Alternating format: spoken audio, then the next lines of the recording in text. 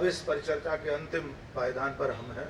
हमारे बीच देश के जाने माने पत्रकार, विश्लेषक, समीक्षक शीतल पी सिंह जी मौजूद हैं। उनके वक्तव्य के बाद ये मंच आप सबके सवालों के लिए खुला रहेगा।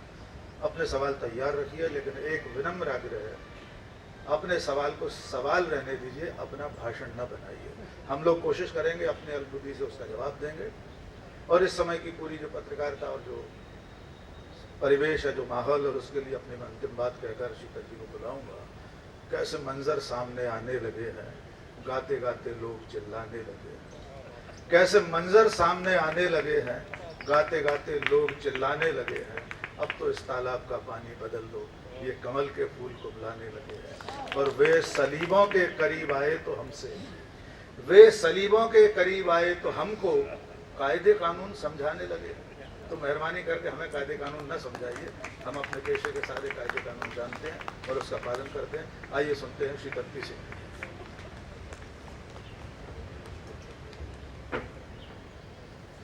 प्रणाम सबको।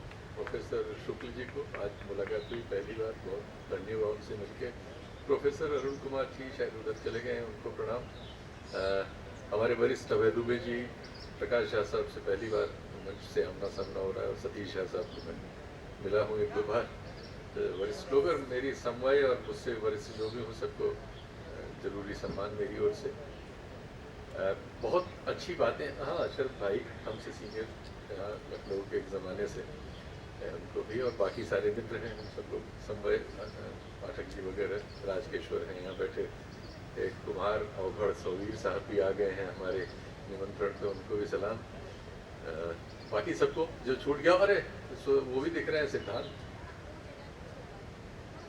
अच्छा सिद्धार्थ कलहंस भी दिख रहे हैं। नौजवान लोगों में से, हम लोगों के बाद बहुत ऊर्जावान पत्रकारों में से, तो सबको प्रणाम। जहाँ छूट गया हो माफ़ करिएगा। देखिए, बहुत सारी बातें हो चुकी हैं। मैं कोशिश करूँगा कि कंसाइज करके आपसे कम से कम बातों में अपनी बात रखूँ। हमारे यहाँ 22 करोड़ के आसपास परिवारों के पास टेलीविज़न है घर में। 10 करोड़ लोग इस लायक नहीं छोड़ा है इस हमारे समाज और सिस्टम ने कि वो टेलीविज़न उनके घरों में हो सके, परिवारों में। इंडिविजुअल तो उससे ज़्यादा होंगे। और करीब 15 करोड़ लोगों को ऐसा गिना जाता है, ऐसे लोगों का जो दूसरे के घरों में टेलीविज़न देख लेते हैं या ऐसी सार्वजनिक जगहों पे देख लेते हैं। तो एक 25 करोड़ आप कह सकते हैं कि जो टेलीविज़न विहीन समाज है, लेकिन जुड़ा हुआ है। उसमें से 15 करोड़ 10 करोड़ एकदम उससे निरपेक्ष समाज है। हमारे यहाँ कहा जा रहा है, वैसे संख्या तो उसकी बहुत ज़्यादा है, लेकिन इंडिविजुअल हाथों में 50 करोड़ से ज़्यादा लोगों के पास स्मार्टफोन है। उसका नंबर तो खैर 100 करोड़ से ज़्यादा है जो बिके हैं, लेकिन ये माना जाता है बहुत से लोगों के पास दो हैं, कई बार एक में दो सिम भी होते हैं। 38 करोड़ के आसपास लोग फेसबुक पर हैं, और 38 करोड़ ही लोग इंस्टाग्राम पर भी हैं। ये आंकड़े मैं इसलिए बता रहा हूँ कि इसमें से और 2.5 करोड़ के करीब लोग ट्विटर पे हैं। दुनिया में ट्विटर को छोड़ के बाकी जितने सोशल मीडिया के पॉपुलर प्लेटफॉर्म्स हैं, उसमें भारत अग्रणी है। हमारी आबादी सबसे ज़्यादा है, 150 करोड़ लोग हैं, और उसमें अब 67-68% लोग साक्षर हैं जिन्हें हम गिन लेते हैं। तो और उसमें एक मिडिल क्लास 28-30 करोड़ का है, और बाकी सेमी मिडिल और कमज़ोर वर्ग है। लेकिन कम्युनिकेशन चूँकि सबसे बड़ी ज़रूरत दुनिया में सबकी है, इसलिए ये आंकड़ा चौंकाता नहीं है, ये हमारी एक सच्चाई है। बात जो आज का संदर्भ जो है क्रेडिबिलिटी का, तो जिस दुनिया को हम डेमोक्रेटिक दुनिया कहते हैं, जो हम जैसे तमाम लोग जिसको कैपिटलिस्ट दुनिया समझते हैं आर्थिक कारणों से, वहाँ अब इंस्टीट्यूशनल क्रेडिबिलिटी असंभव है। इसलिए हम अगर ये सोच रहे हों कि ये कोई ऐसी, हाँ ये हमारे समाज की तरह है, हमारे समाज की सच्चाइयों में से एक सच्चाई है, ये असंभव है, बहुत मुश्किल है। या तो ये इस वजह से कायम है कि उस पर नजर नहीं गई, वो मुद्दा नहीं बनी, नहीं तो मुद्दा बनी तो एनडीटीवी हो गया। इंस्टीट्यूशनल क्रेडिबिलिटी असंभव है कैपिटलिस्ट वर्ल्ड में। इंडिविजुअल क्रेडिबिलिटी उससे लड़ने की कोशिश करती है, और इस तरह के आयोजनों में उसको अपने लिए, खुद के भरोसे के लिए तस्दीक करती है। तो जिन्होंने ये आयोजन किया है उनको बहुत बहुत सलाम, बहुत बहुत धन्यवाद। हमारे मित्र आनंद वर्धन साहब, जिनके बड़े भाई सांसद थे, और उनके बारे में हम लोग अभी बात कर रहे थे, और उस बातचीत में ये बात आई कि एक बार उन्होंने एक पत्र लिख दिया था जब वो सांसद थे केजी बेसिन के मामले में। तो अंबानी के जो पीआर देखने वाले सज्जन हैं, मेरिडियन के पीछे उनका दफ्तर है, उसमें उनको किसी निमंत्रण से ले जाए गए। वो मोहित साहब भी मुझे देख रहे हैं, उनको भी सलाम में भूल गया था देखने। तो वहां जाके बातचीत तो हुई दुनिया भर की। उसके बाद बात ये हुई कि आपको कितने वोट की दरकार होती है चुनाव जीतने के लिए। तो कहा गया 4, 4.5 लाख, 5 लाख वोट की होती। तो कहा गया कि आप निश्चिंत रहिए, अगले चुनाव में आपको चाहे 10,000 रुपए पर वोट मिलेगा, हम आपके लिए खरीद देंगे, लेकिन अभी पत्र वगैरह फिर पत्र व्यवहार न करें। खैर, हर्षवर्धन जी वहां से लौट आए, बड़े नाराज थे जो उनको ले गया था उससे, क्योंकि उनका ऐसा ही स्वभाव था। उन्हीं के छोटे भाई हैं आनंद वर्धन जी, जिनके इस कार्यक्रम में हम लोग इस बात पर बात कर रहे हैं कि क्रेडिबिलिटी क्या होती है। और अभी जब हम नीचे बैठे थे तो हमें हमारे भाऊ और टाइगर और तमाम नामों से नवाजे जाने वाले अशोक वानखेड़े जी ने बताया कि इसमें महाराष्ट्र के चुनाव में बहुत सारे मतदान क्षेत्रों में ये वाकई 10,000 रुपए पर वोट पर काम हो रहा है। तो आप क्रेडिबिलिटी की स्थिति समझ सकते हैं। आप सब लोग, चूंकि ये सोशल मीडिया तो सामाजिक मीडिया जैसे हम हैं वैसा मीडिया है, वो हमें व्यक्त कर रहा है। हम आप जैसे हैं वो सब उसमें है। हम आप जैसे हैं, इसीलिए भोजपुरी में एक सेमी अश्लील गाने को 100 मिलियन व्यू मिल जाते हैं। और जो सबसे बड़ा यूट्यूबर न्यूज का कह सकते हैं आप, वो ध्रुव राठी है, उसका बढ़िया से बढ़िया कोई होगा तो 22 मिलियन से 25 मिलियन के बीच होगा। रवीश कुमार का भी कोई 5 मिलियन से ऊपर नहीं है। जो सबसे जिम्मेदार आप कह सकते हैं और सबसे स्वीकृत रिस्पॉन्सिबल पत्रकार है, जिनकी क्रेडिबिलिटी आप उससे श्रेष्ठ नहीं कह सकते, वो बहुत सारे कारक है। वो सिर्फ न्यूज में हम नहीं देख सकते, बहुत सारे एरियाज हैं। आज दुनिया में जो कम्युनिकेशन है, जो सबसे बड़ा व्यापार हो गया है सारी दुनिया का, उससे जुड़ी हुई कंपनियां, उससे जुड़ा हुआ सारा काम, इसीलिए आज उसकी रिसर्च पर, चूंकि ये कैपिटलिस्ट वर्ल्ड है, मुनाफे की ओर दौड़ता है, तो मुनाफा अगर कम्युनिकेशन वर्ल्ड में इन्वेस्ट करने से आ रहा है, तो आज सारी दुनिया में अगर 100 रुपया रिसर्च पर खर्च हो रहा है, तो उसमें से 44-45 रुपया सिर्फ कम्युनिकेशन पर रिसर्च पर खर्च हो रहा है। इसीलिए आज दुनिया के बहुत लोगों के पास स्मार्टफोन है। उसे सस्ता भी हो गया है, अदरवाइज भी हो गया है, पहुंच गया है।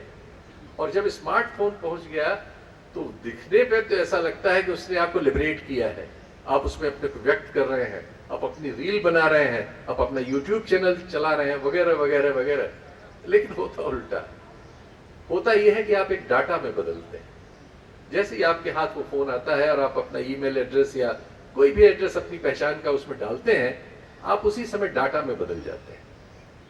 और हम सब अब डाटा के बिंदु हैं, अलग अलग इंडिविजुअल, जो इसके लिए संघर्ष कर रहे हैं कि जो हम सोचते समझते हैं उस बात को उस तरह से ही कहने सुनने का मंच हमारे पास हो, वो आजादी हमारे पास हो, वो हम कह सकें और उसको सुनने वाले लोग भी हों।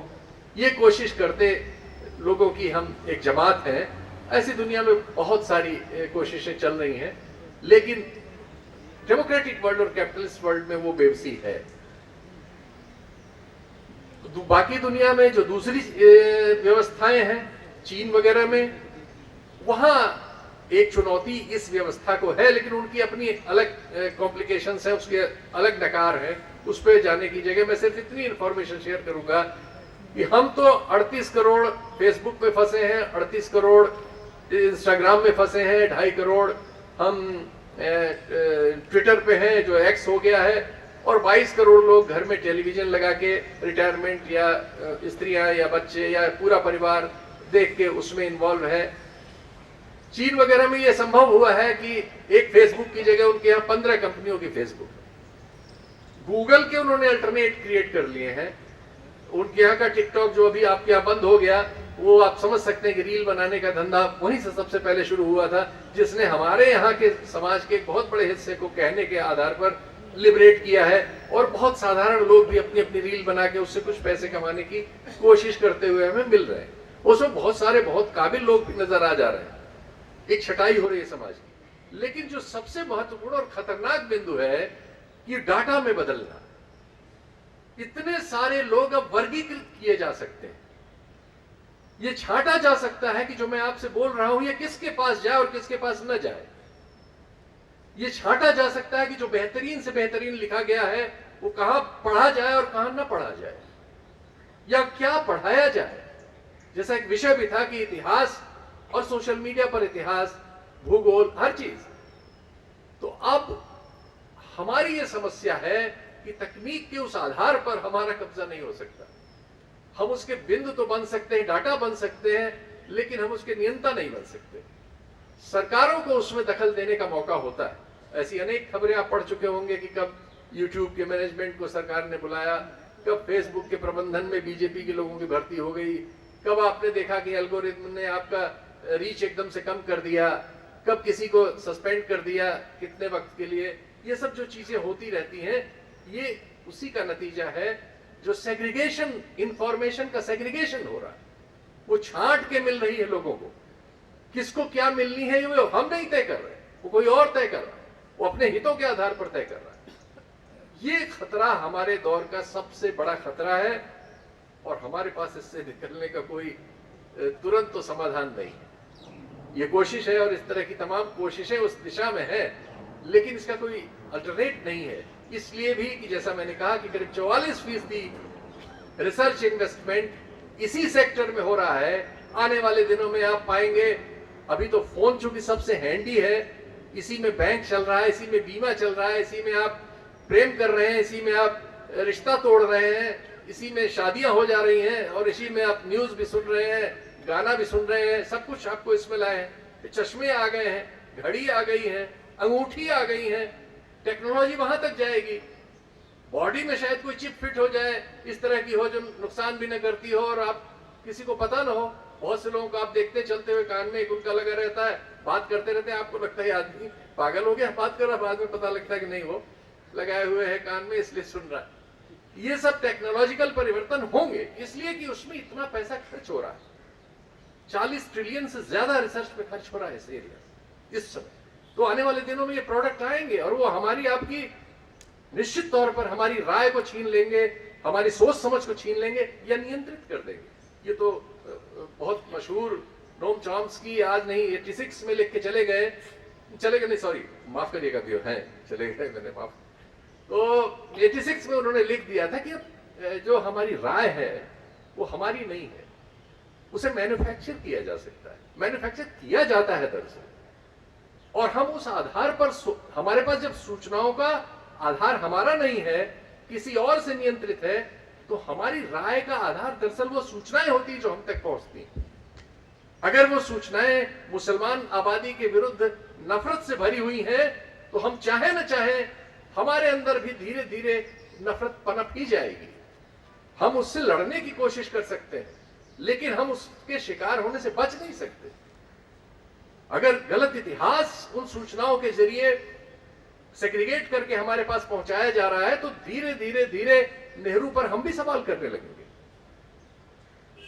और इन सब चीजों ने, इस कंसेंट मैन्युफैक्चरिंग के बिजनेस ने, डाटा में बदले हुए समाज ने बहुत मतलब कल्पनातीत हमारी समस्याओं को विकराल कर दिया।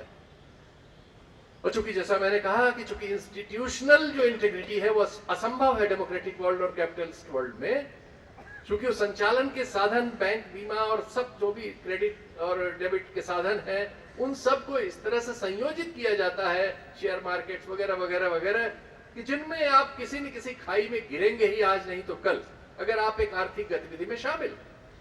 और या आपको अगर आपको टारगेट किया गया तो आपको गिरा लिया जाएगा। एजेंसीज पहुंच जाएंगी आपकी बिना गलती के, आपकी गलती निकाल देंगी।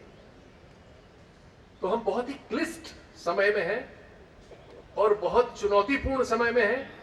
आने वाली पीढ़ी के लिए उससे ज्यादा क्लिष्ट, उससे ज्यादा चुनौतीपूर्ण समय छोड़ के जाने के लिए मजबूर हैं। इसलिए जो कुछ ऐसा होता है जैसा ये आज हो रहा है यहां, ये फिर भी आशा बंधाता है, क्योंकि मनुष्य, उसका विकास ही इस बात पे हुआ है कि उसमें एक आशा हमेशा कुछ बेहतरी का संचार करती रहती है, उम्मीद का, बेहतरी की उम्मीद का संचार करती रहती है। लेकिन ढाका में बदलते हुए इस युग में ये सब कितने दिन और कितने समय तक जारी रहेगा कहा नहीं जा सकता। इतना ही, बहुत बहुत धन्यवाद, नमस्कार।